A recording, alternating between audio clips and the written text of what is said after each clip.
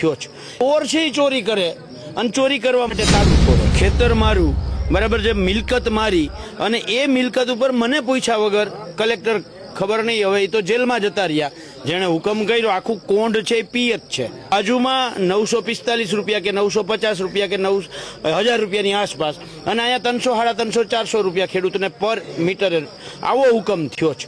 ચોર છે ઈ ચોરી કરે અને ચોરી કરવા માટે તાળું તોડે।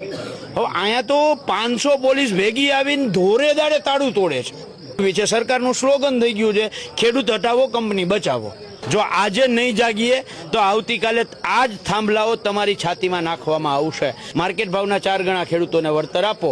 આ હડકાઈ સરકાર ખેડૂતોની પાછળ પડી છે તો ભાષા તો કડક આવવાની। ગેંગસ્ટરો છે, ગેંગસ્ટરો, અને એ ગેંગસ્ટરોના જે શાર્પ શૂટર, મારવા વાળા, તોડવા વાળા, એ મને લાગે છે કે પોલીસ વાળા ભાઈઓ છે। એ પાછા વળો, પાછા। જે નશા, જે સત્તાના નશામાં તમે ગાંડા તૂર થયા છો, એ નશો, એ સત્તા આપનાર ખેડૂત ગામડાઓને ક્યાંક ને ક્યાંક તમે નજરઅંદાજ કરો છો।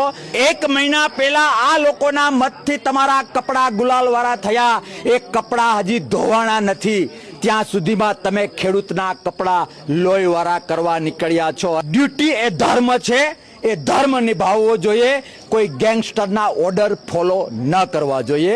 રિયલિટીમાં નહીં સમજો તો વિધિને 2 ડેઝ સુરેન્દ્રનગર અને રેલો ગાંધીનગર આવી રહ્યો છે।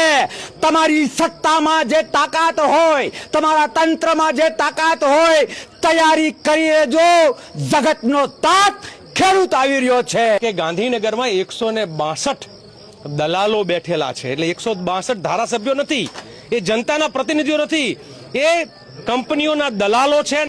નાના ખૂંટિયામાંથી જે આખલા બનીને બેઠેલા સરકારી નેતાઓ છે, એની ચપરાસીપણું એમણે કરવું પડે છે। જેમ દ્રૌપદીના વસ્ત્રો ખેંચાતા એમ અત્યારે ધરતી માતાને ચીરવાનું કામ આ લોકો કરી રહ્યા। 29 તારીખે સવારે 10 વાગે સુરેન્દ્રનગરમાં મેળાના મેદાનમાં બધા ભેગા થશે અને મેદાને જંગની જેમ એ ત્યાંથી ચાલીને કલેક્ટરને એક ચેતવણી આપવા જશે। અદાણી અંબાણીના દલાલો બનવાનું કામ જે કલેક્ટરો અને એસપીઓ થી લઈને સરકાર કરે છે, બધે ચાળો કરાય, ખેડૂત ચાળો ન કરાય। જંત્રી પ્રમાણે અમને યોગ્ય વળતર આપો।